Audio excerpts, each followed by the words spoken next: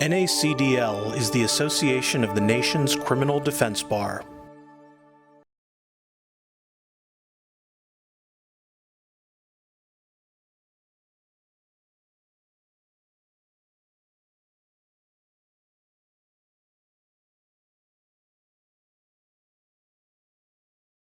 So the title of the speech, let me see if the clicker works here. I'm sure it does. Am I going the right direction here? Yes, there we go. So the title of my speech is Persuasive Direct Examination, because that's what they gave me, right? But what the speech is actually about is creating short-term miracles. And here's what I mean by a short-term miracle. That's having somebody who's arrogant be humble and related for about 5 to 6 hours. And someone who's terrified for them to be a lion on the stand for about 5 to 6 hours. For somebody who is angry and upset, be peaceful and calm for about 5 to 6 hours. Now, if I could do anything more than 5 to 6 hours, what I could tell you is I could start my own religion, right? But that 5 or 6 hours, if it's when your client is on the witness stand, it is really valuable. So I'm just going to straight up tell you right now, I'm nervous. I don't know why. I give a speech somewhere every month. And, like last night, maybe it's hanging out with these big dog, big personality, criminal defense lawyers. But for whatever reason, I'm nervous.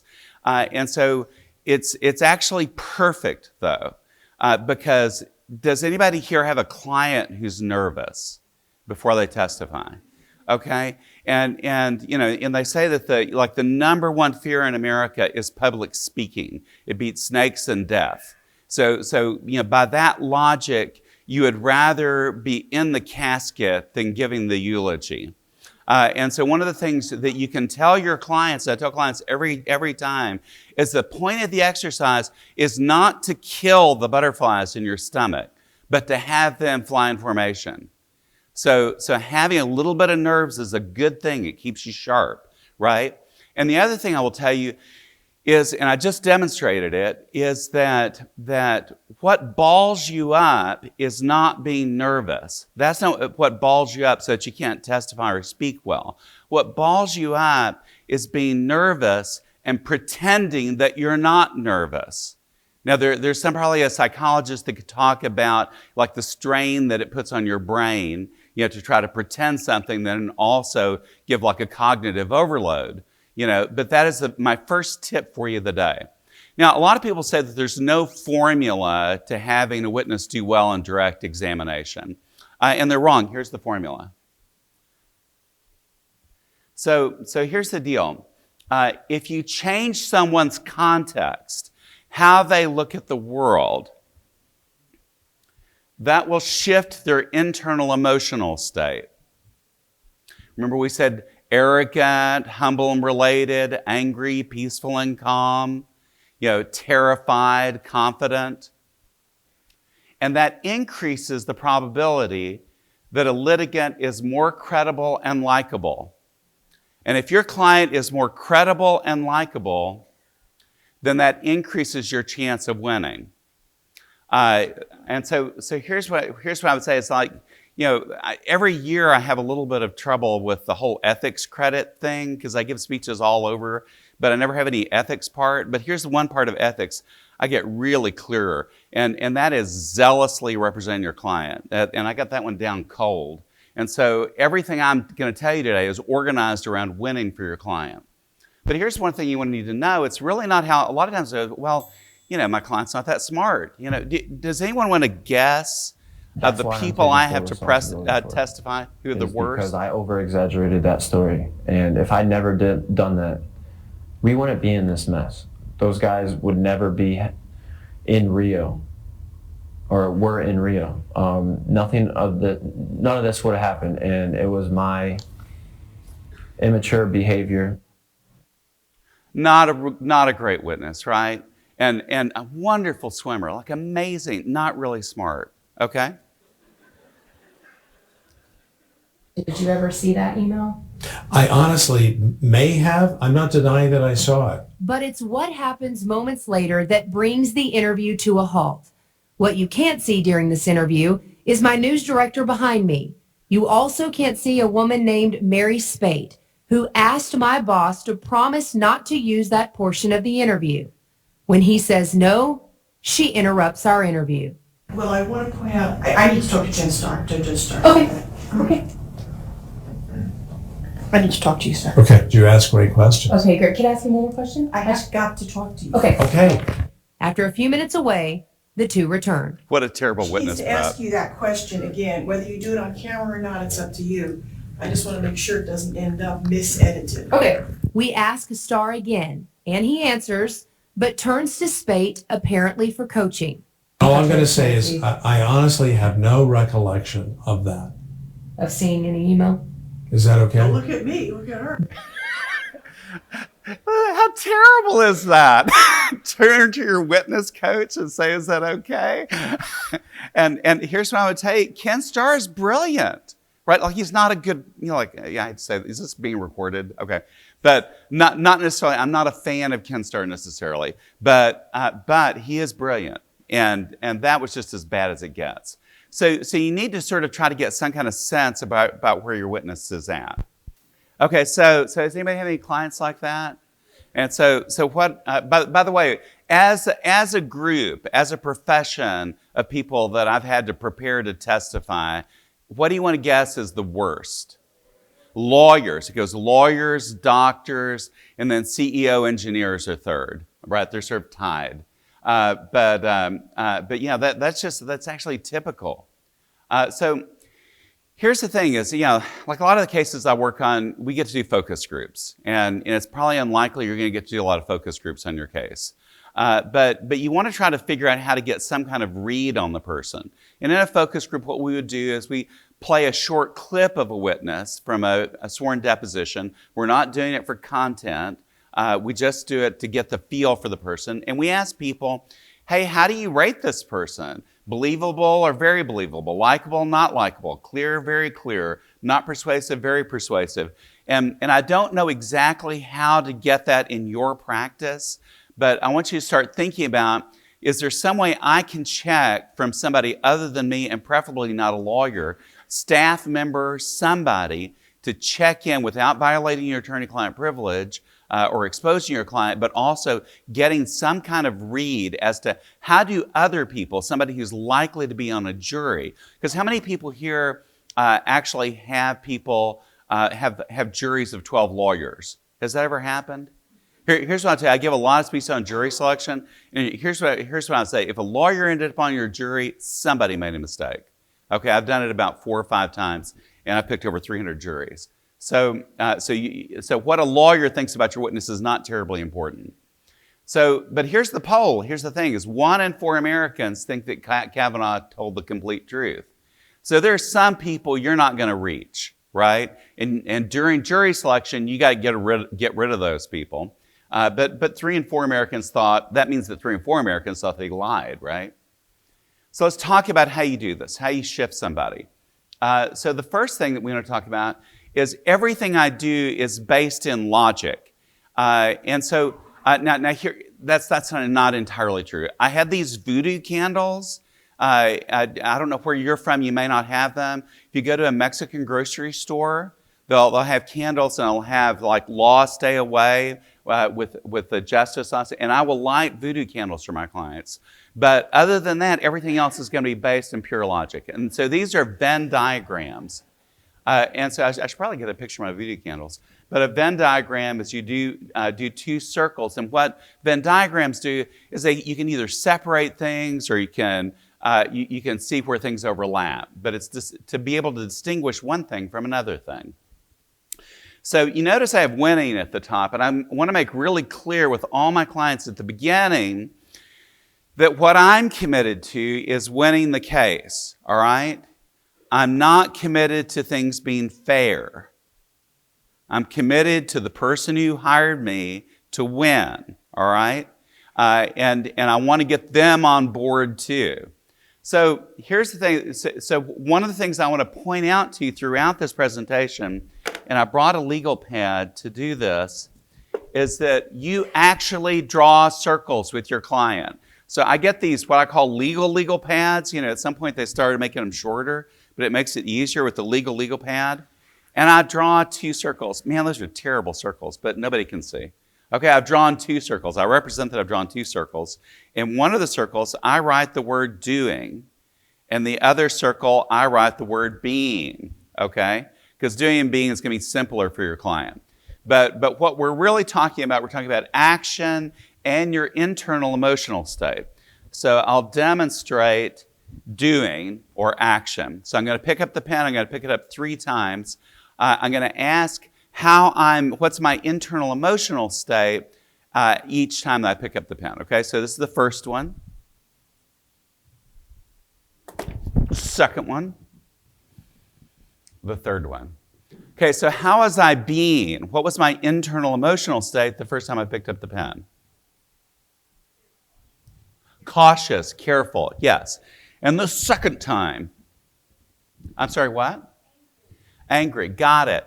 And then the third time, nobody ever gets this one, but we'll see. I'm sorry, what? Arrogant, yes. I know. It's so great because people have such a hard time getting the arrogant thing, which is, I think it's just so amazing because I'm so arrogant, right? Like I'm the best at what I do, right? I can't do arrogant. So you have the internal emotional state. And so here's the thing is, we talk about pick up a pen.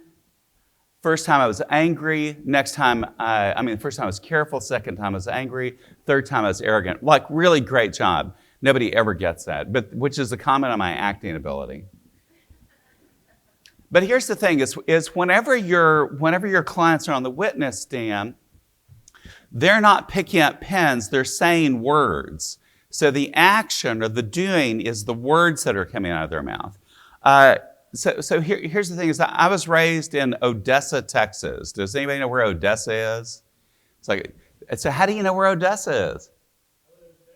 You live in Texas. There you go. Okay, great. Well, so where were you raised? In Fort Worth. Okay, so Fort Worth is Cowtown. In Fort Worth, were people raised to say yes, sir, and yes, ma'am? Yes, sir, right? Yep. Okay, and so here's what I'll tell you. So the other people in the audience may not know about Austin, but you know about Austin, right? Yeah, I raised my kids in Austin, and do you know what the motto of Austin is? Keep Austin weird, that's right, yeah. And I raised my kids in 78704, which is the epicenter of Keep Austin Weird. So liberal activists, musicians, artists, writers, right? And so no one in our neighborhood raised our kids to say yes, sir, and yes, ma'am. So there's a distinction, and the people from up north, is there anybody here from like Chicago or the Northeast? Yeah, y'all weren't raised to say yes, sir, and yes, ma'am, were you? You were. Well, you must have been in a military family then. Huh? Catholic nuns. Okay, got it. Okay, but here's the thing: is in Fort Worth, if you say yes, sir, how are you being? How are you being? What's your internal emotional state? What are you displaying? That's right. You're being respectful. Yeah, yes, sir. Yeah, yes, sir. Yes, ma'am. Okay, here's the thing. In my neighborhood, in 78704, if some kid says yes, sir, how are they being? Sarcastic. Yes, sir. So here's what I will tell you. You can see that the exact same words can come out of your mouth and you can be a different way, right? And the being is the thing that makes the difference. Because remember, what are we interested in? We're interested in winning. And remember from the formula that you are more likely to win if the jury likes you. Juries don't make rational decisions. They make decisions with their emotions. If you hook a person up to a functional MRI, does everybody know what a functional MRI is? It's like an MRI, but it's more like a movie. Then blood is pouring into your limbic system, which is your emotional system, the moment that you make a decision. Immediately after that decision is made, it goes into the cortex. So what people do is they make up their mind with how they feel about something, and then they go back and justify it. That's why when you do post-verdict interviews or watch focus groups, like it's maddening if you're expecting things to make sense. But if you're clear that what people are doing are making decisions based on how they feel about something, that gives you a lot of power.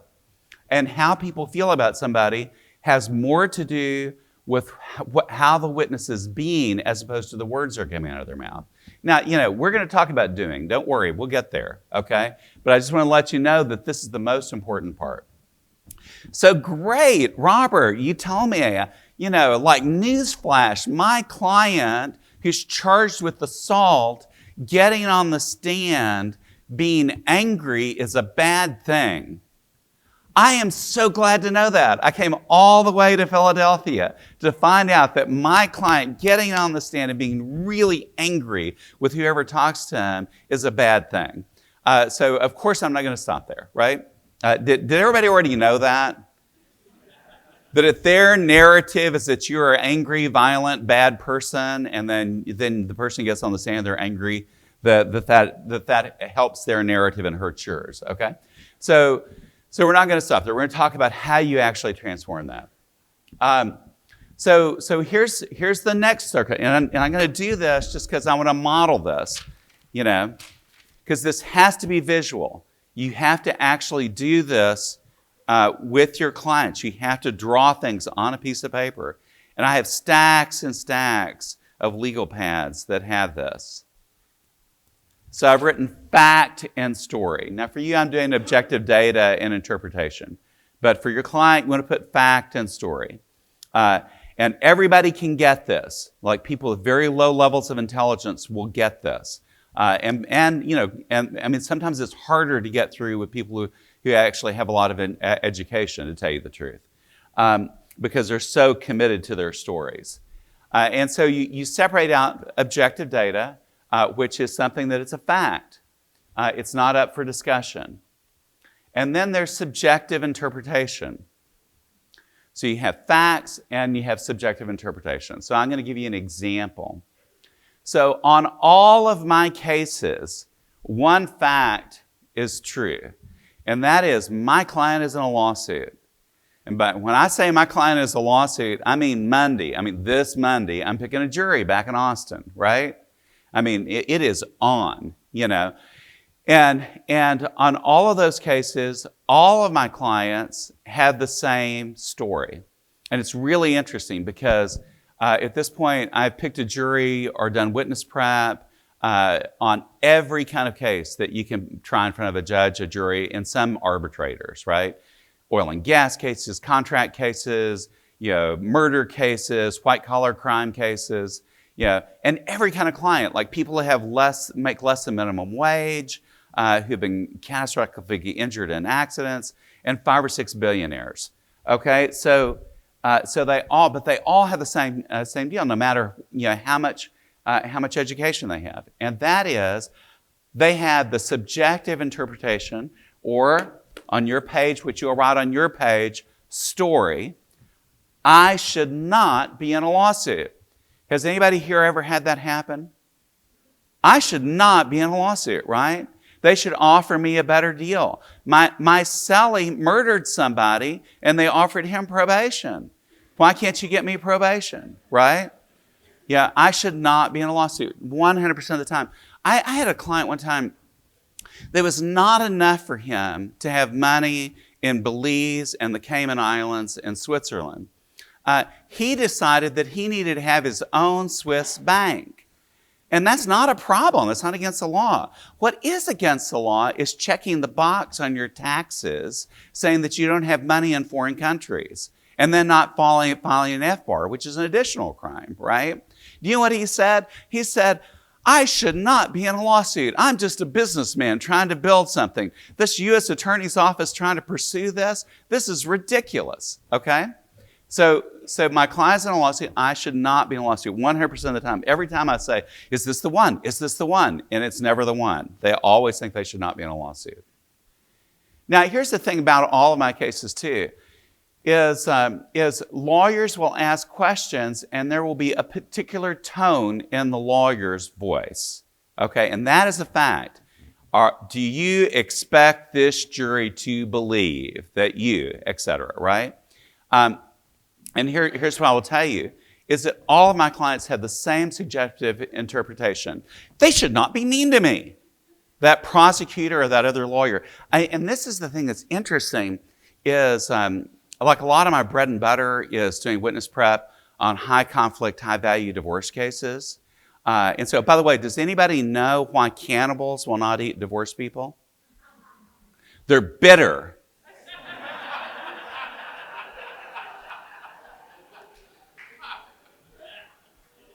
And so sometimes I'll have clients who have hired the lawyer, who is known for getting the husband arrested and put in jail and then serving him with papers and a protective order. The most vicious lawyer. I mean cases where they can run up like $1 million in fees on both sides. Okay, that lawyer, that's the lawyer she hired intentionally. And then thinks that the other lawyer should not be mean to me, right? Are you kidding me? Okay, and so here's the thing. This is how they fit together.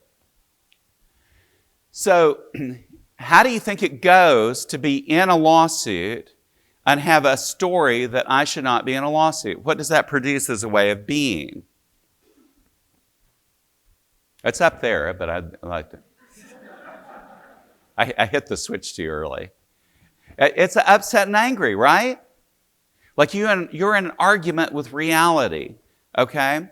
But here's the great thing, is your client's in a lawsuit and they have a story they should not be in a lawsuit. So in most of our cases, do we have any control over our facts? No, in actually all of our cases, and in life for that matter, you have no control over your facts. Your facts are your facts. Your current circumstance is your current circumstance.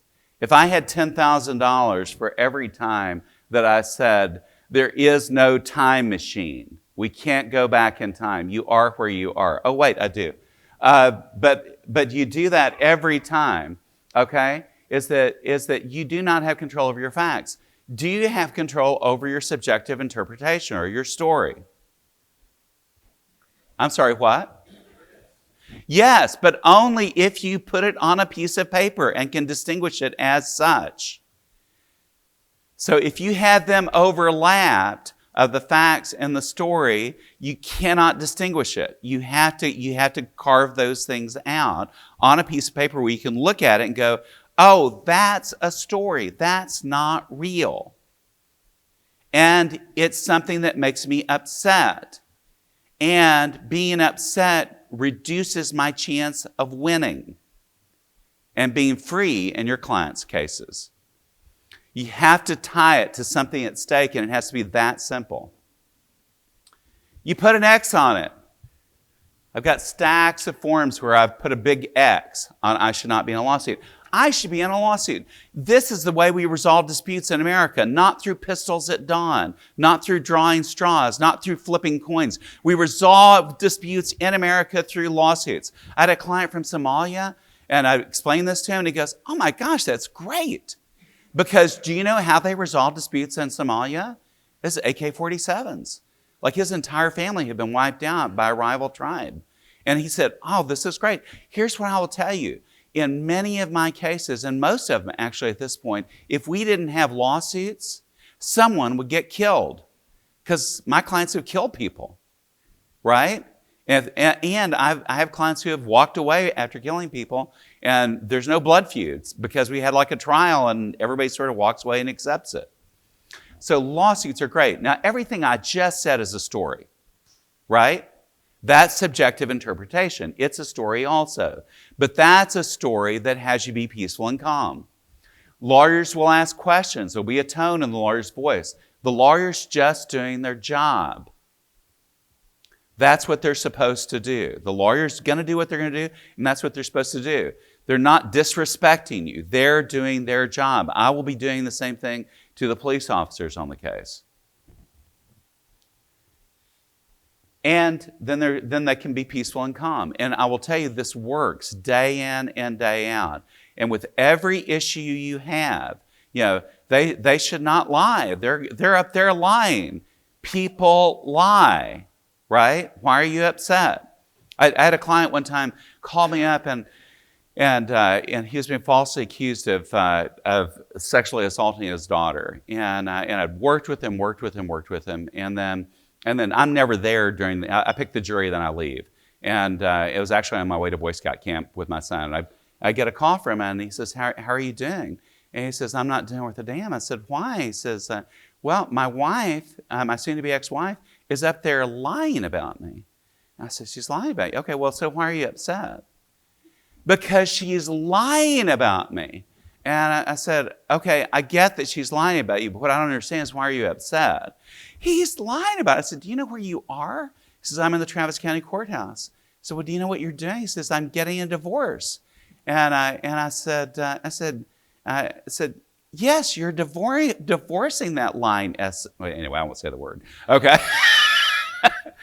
and I did use a dirty word. So, and he says, like you should be the happiest man in that courthouse right now. And you think Judge Cooper can't tell when somebody's lying? It is the best thing that can happen is for a witness to lie.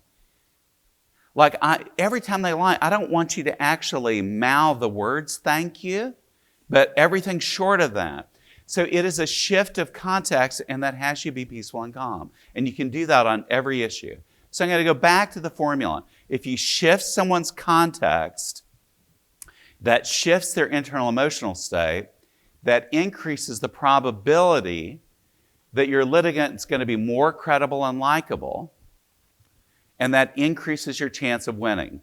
You have to always tie it back to winning, all right? Clients will say, it's not fair. Well, that's right. It's absolutely not fair. You have the money to hire me, okay? And so, that is absolutely, this is not about fairness. This is about winning.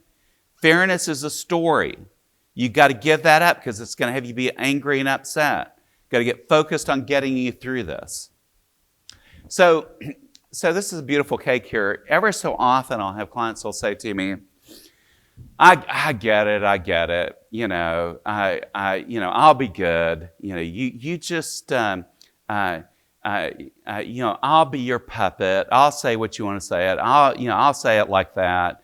Of course, I wouldn't say that on the witness stand like that, right? And by the way, what I tell those clients is that in times of crisis, I think this is a military thing. You don't operate at your highest aspiration for yourself. You operate at your highest level of training. And so, but what I also tell them is, listen, this is icing on dog poop.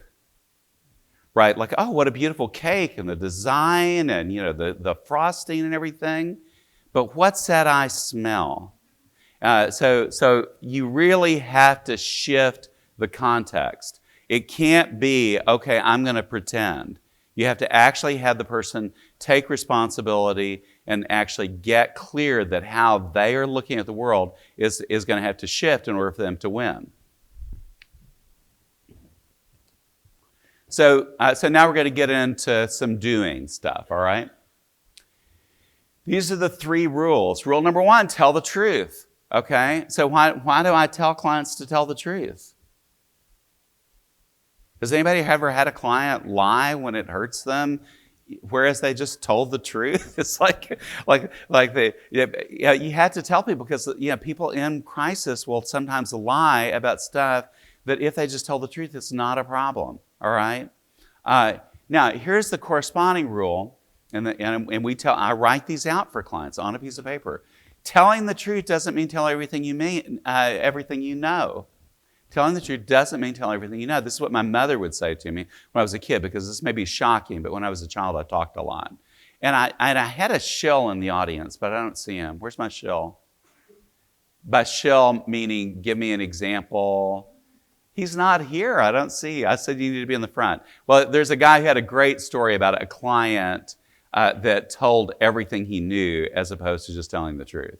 The deal is you want your client on the stand and off the stand, and a lot of times your witnesses on the stand and off the stand as quickly as possible.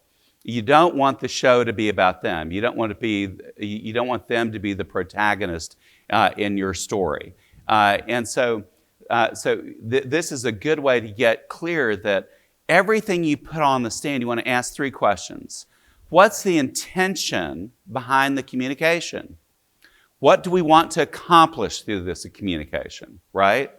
And then the second thing is that what we should be trying to do, right? Like if people have all kinds of agendas, well, I want them to really know how terrible, my ex-wife was, and well, your ex-wife is testifying for you. She's on your side. We're not going to do that, all right? And then finally, does that communication fulfill what you're trying to do? Now, the third rule is telling the truth doesn't mean telling everything you think. So what do I mean by that? Does anybody have any ideas? What's the distinction between everything you know and everything you think? That's exactly right. So there's fact and story, right? Don't be up there giving opinions. What I tell people, every opinion you say gives the other side 5 more questions. Oh, well, that person's a narcissist. Oh, they're a narcissist. Yeah. And so do you mean that as a psychological diagnosis? Yes. Well, and how did you come up with that? Do you have a degree in psychology? And are you telling other people that they're a narcissist? And what are the elements of that, right? So don't give opinions. You want to just lay out the essential facts that you have. And also, don't believe everything you think. Like every time you have a thought doesn't mean it has to come out of your mouth. All right? Fight, flight, or freeze. So I'm going to show you my very bad drawing of a brain. I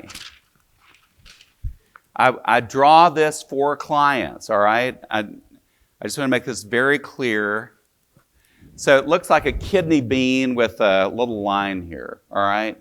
So I do a very easy version of this, but I'll since I have great graphics people, I'm going to show you, like a better one. So here's the thing. So there's the cortex, and you're making rational decisions with that, and then you have the amygdala. So the amygdala, a lot of people call that the lizard brain, that because it's the part that even lizards have. And what happens if the amygdala gets triggered, it takes over the cortex. And when that happens, then some other things happen. So you go into fight, flight, or freeze. And when you go into fight, flight, or freeze, your vision narrows, your heart rate goes up, and your breath gets fast and shallow. And you start doing really bad whenever you testify. Has anybody ever had that happen? A client either freeze, deer in the headlights, or they get angry and they fight back. And here's how it ties into the fact and story. So the deal is I ask clients, well, what is the person going to do to you? What do you think during cross-examination the other lawyer's going to do? Oh, they're going to crucify me. They're going to drag me over the coals. They're going to burn me. They're going to skin me alive. They're going to tear me up. They're going to destroy me. Okay? And I have one client said, rake me over the coals, sandblast me, trip me up. Well, your brain is really literal. And so if you tell your brain that, then it believes you. And you go into fight or flight, which is a really bad place to be whenever you're testifying. So what I let them know is that what actually happens in court is that people say words. And sometimes, but not very much, people listen. And you draw that out, and then when people get clear about that what's actually going to happen, and to use some self-discipline, don't use those words. Don't ever say to your client, oh, that prosecutor's going to tear you up, okay? Because he's not. He's going to say words, all right? This is my Mr. Spock Scarlett O'Hara scale. And I think as my clients get younger, I'm going to have to come up with a different one. I draw it on a piece of paper. I do a 1 and a 10. Mr. Spock was Vulcan.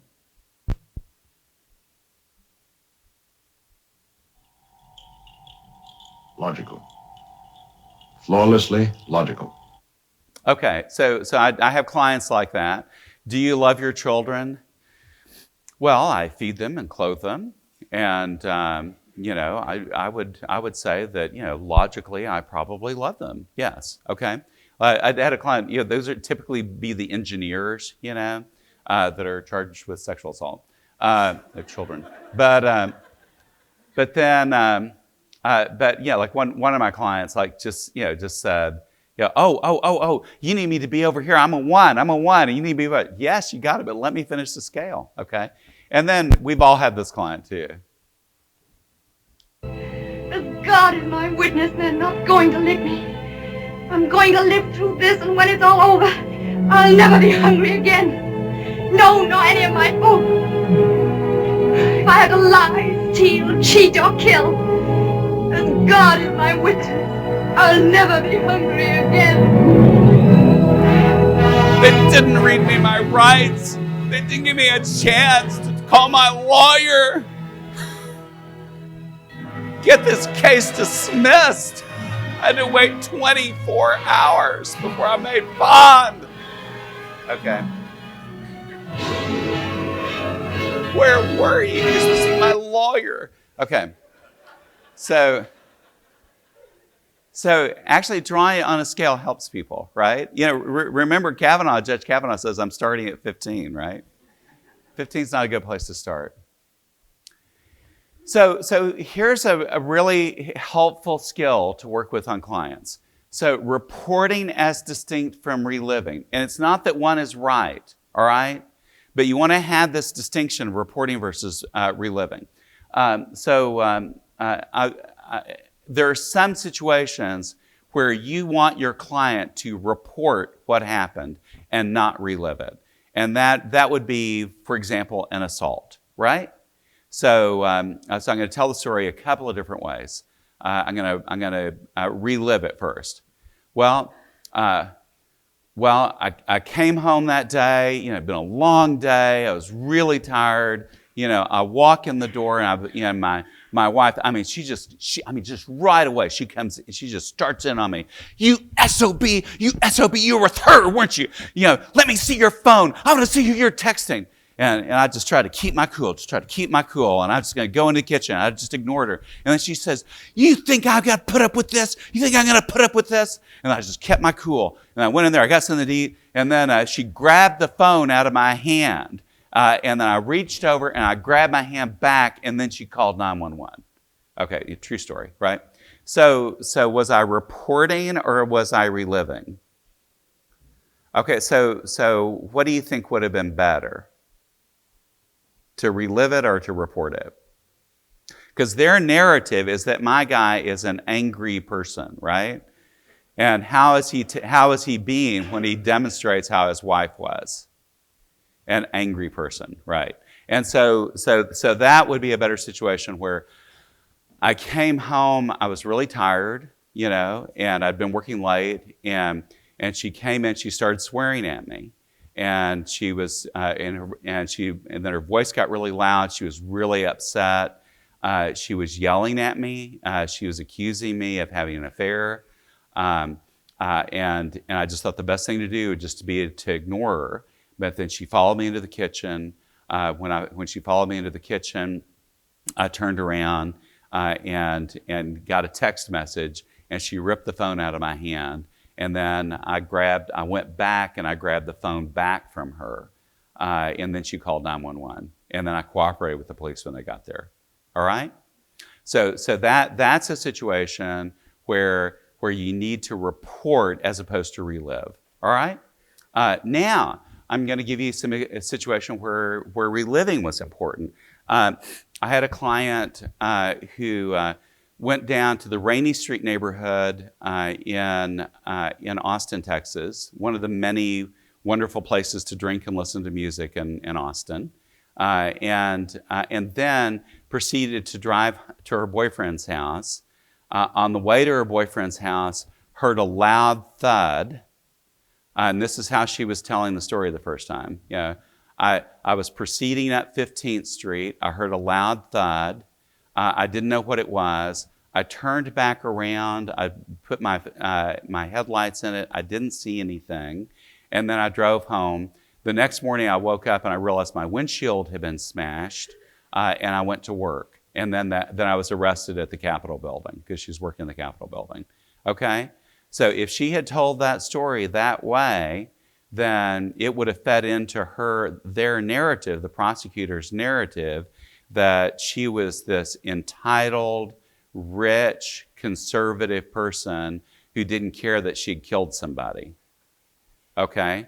Instead, the way the testimony went is, I was there and I heard this loud thud, and I was so scared. I was so scared I didn't know what it was. And I went back and I looked, and then I came back and I still couldn't see anything. And then I drove to my boyfriend's house and I asked him for help, but he had been drinking too much and he was no help at all. I just didn't know what to do. And so finally I went to sleep, and then the next morning I came in, I was just horrified. There was this, my windshield was broken and there was hair, and I still didn't know what to do. So I just went to work, and then I was arrested.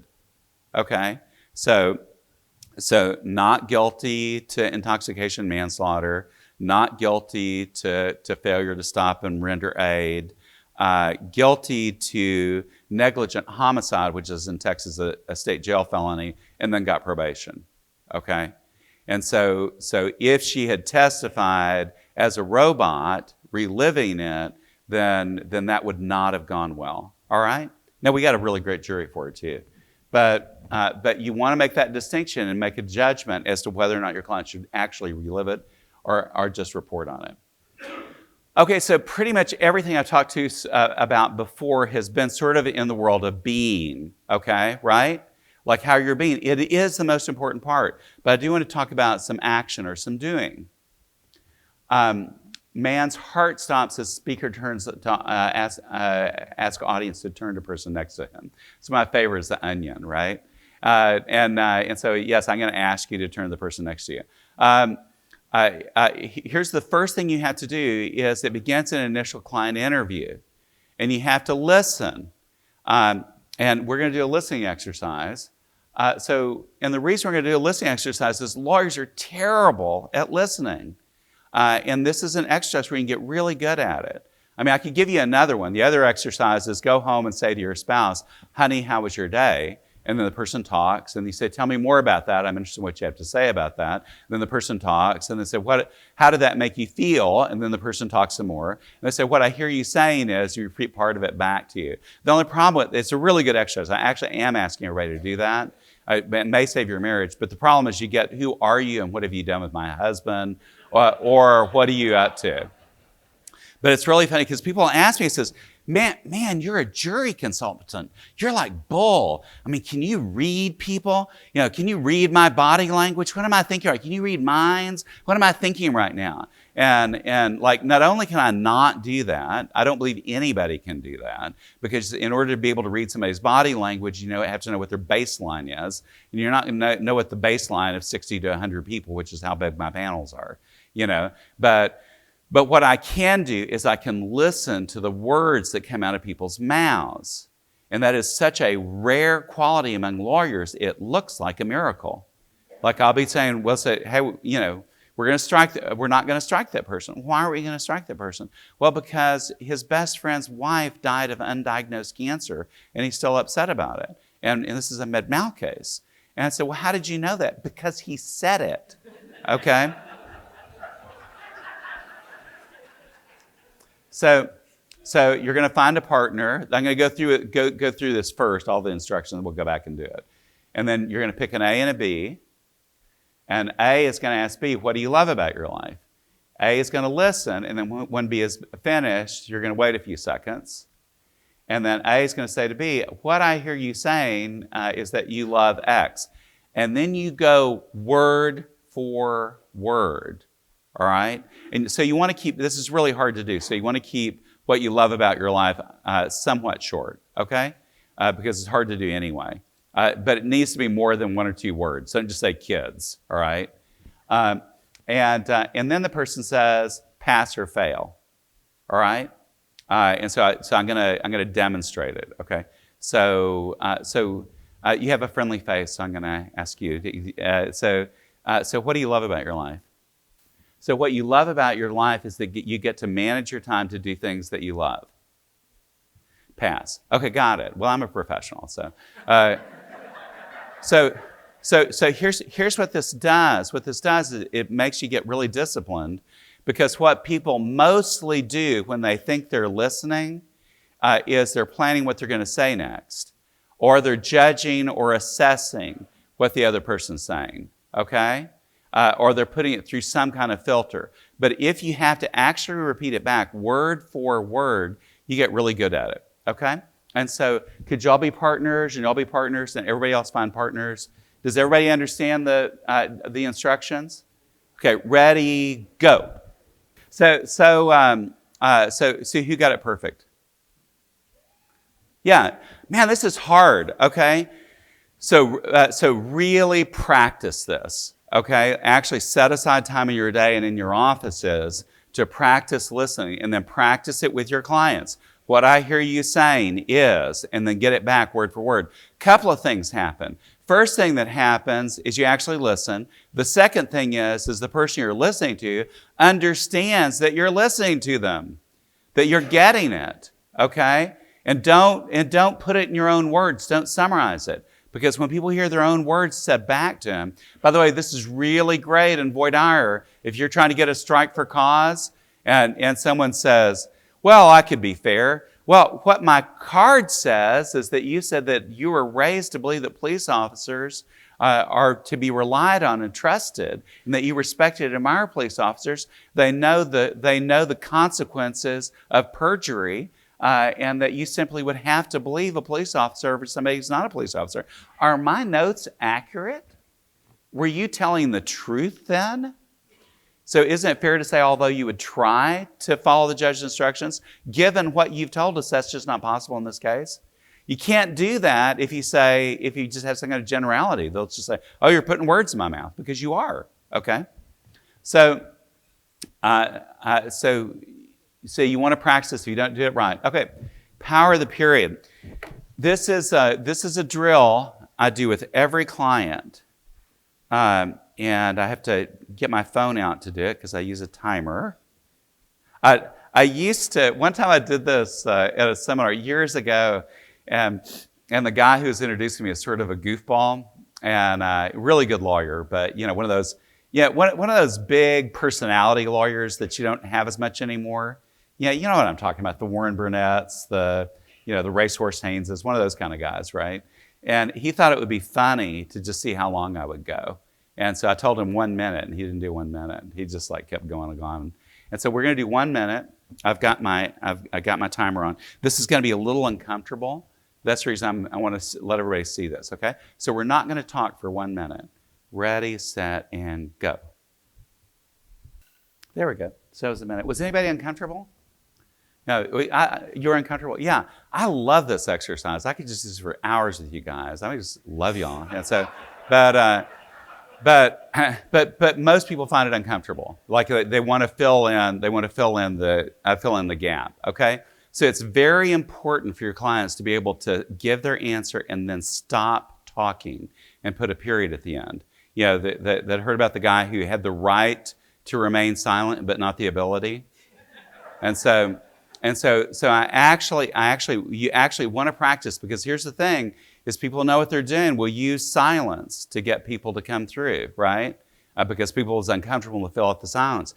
But nobody in court will ever go a minute, okay?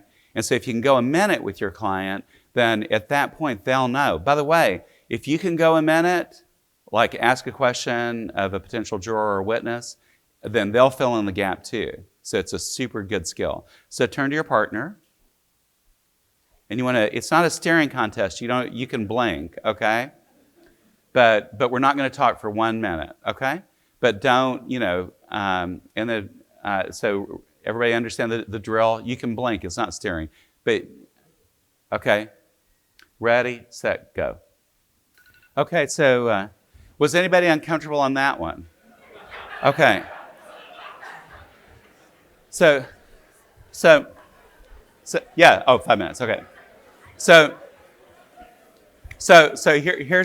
here's what I'll tell you. The more you practice, the less uncomfortable you are, okay?